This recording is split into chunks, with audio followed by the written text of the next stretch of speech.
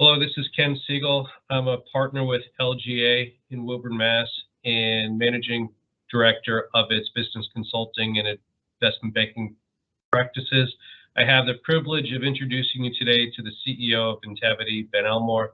Intevity is a boutique digital consultancy that develops solutions and technology to help achieve growth and transform businesses.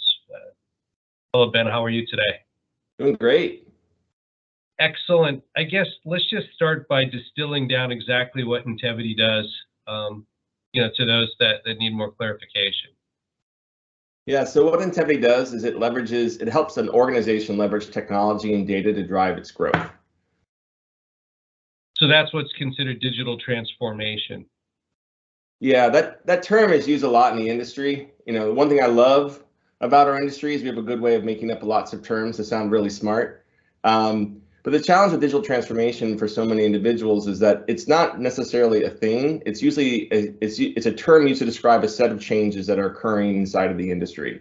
So what we have is we have the invention of new technologies and the corresponding and the new consumer trends that follow those technologies, and then a new way of doing business that capitalizes on the way that the consumer is now behaving. And that kind of sequence of those changes is what digital transformation really is encapsulating. So the simplest definition that I use is like, how do I leverage new technologies and new trends to drive growth? Because growth is really important, whether it be in a good market or a down market. And transformation suggests that you're going from one area to the next along a timeline, and different companies are in different progressions along that transformation. So you help get those folks, further along and more proactive on their way in their digital transformation. Yeah, and you're right that everyone's at a different spot, and every industry is at a different spot. So we have the privilege of serving 7 or 8 different verticals, and they're all radically different in where they are in what we call the digital maturity. Or what you can say whether they are on the digital maturity or their customers are expecting a different level of digital maturity. So on a retail, when working with our retail customers or any of our CPG customers, they tend to be very, very much on the front of what's happening. But when we're working with more of your manufacturing, your distribution companies, they're sort of embracing it at a little slower pace, and what they need is different than what say the retail needs. And then digital transformation is a different, we think that word, it could be like, I want to change everything. And what we look at when we say transformation, there's actually 3 types of transformation that you go, and it's important that you understand what's right for you. And what we call is we have 3 levels. One is called incremental, where it's like, how do I just sort of take the technology footprint I'm on and just modernize it? The second one is more substantial, which is how do I think of opening up new ways of doing my core business? And then your true transformation that's really disruptive, and I only recommend for a handful of customers, is that truly disruptive transformation that is like, we gotta go and do in new ways and new things because the market is so fundamentally changed that if I don't pivot hard, then I really risk true relevancy. Yeah, so I guess what's pretty apparent to me then is that the whole digital transformation, investment in digital transformation is really a necessity, not a luxury for CEOs. Yeah. I think there's only one thing you can't do, and that's nothing. So because the reality is like all your competitors are doing something. And so there is this constant, there's this need for you to invest. And even in down markets, the difference is it's not like, do I invest? The question becomes is, what do I now invest in? And when you're on the upcycle, which we've been experiencing for the last decade, and everyone's getting that tailwind, and some people confuse, success with tailwinds, and it's like, no, that's actually working in your favor. But in that case, you do a lot of growth-oriented activities. And what growth does is growth tends to sacrifice efficiency for growth, because like I'll go faster and be a little bit less efficient. But when the market when it comes from a tailwind to a headwind, really what you have to start to do is shift from that growth at all cost model and acquire at all cost models to thinking about like, how do I just get smarter? So I'm being more about efficiency, savings, and you can do that through the use of things like automation and the like. That's really the benefits of digital transformation and why it's a critical investment during an economic downturn.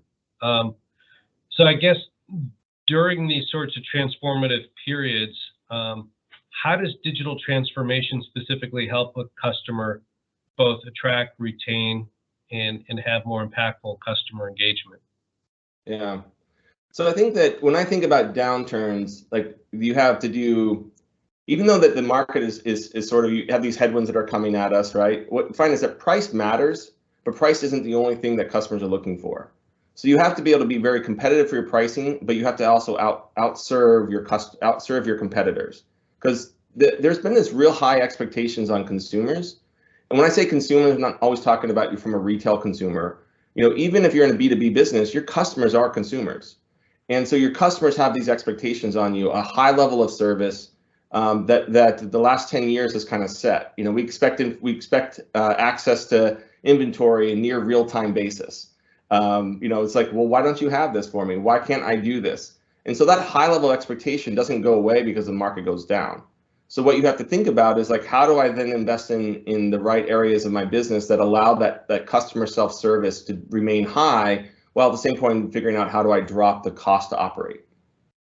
Yeah, so when you have younger employees and clients that, quite frankly, haven't really lived through the real downturns like you and I have been through, perhaps be through one or two more than you, is the hardest thing is imparting upon them what it's like during the dark times, in that things don't always improve every year, in that, it does create opportunities, but on the same token, there's dark storms that they can't even comprehend what's going to happen. Yeah. I think that, I would say I had the privilege, with big air quotes, right, to live through 08 and 2001. And those are really shaping years. I find that a lot of the professionals that I work with that had to kind of weather those storms, they just have a kind of a sharper and a keener sense of the market. And so what I encourage for individuals that are going through this is like, you got to embrace this. What a market does is it starts to really put an emphasis on value creation. And when the market is going up like that, you can be more experimental, you can be more speculative, you can be more abstract in the value that's being created. Companies are willing to go ahead and kind of grow through both speculation and risk. But when you're in a down market, it becomes really important to sort of understand, like, why am I doing everything that I'm doing? And so I think that that's the part that for younger employees and for younger executives, like, you got to lean into that aspect of it. You got to redefine success from being like, I look at my growth revenue year over year, and looking at success through the concept of like, what's my customer retention levels, what's my cost of service levels. And so I've always seen, like, in 08 and in 2001, the metrics in which we were engaging with were very much around the efficiency side, rather than like the whole cost of service front. And less about what is the year over year revenue numbers, for example. And I think that's a great opportunity for executives. We have a saying, like, when I'm chatting with the team, I'm like, you have to always connect with the value you're creating. Because at some point in time, that value is going to be pressed. It's going to be checked. Now, in an up market, that gets checked less frequently. It's just the reality of it. But in a down market, it does. And I said, if we're never lose sight of the fact, like, we always treat ourselves like we're in a market where we have to be hyper accountable for the investments that we make, then we're always going to turn out well, because even in up markets, we do better, and in down markets, we do well.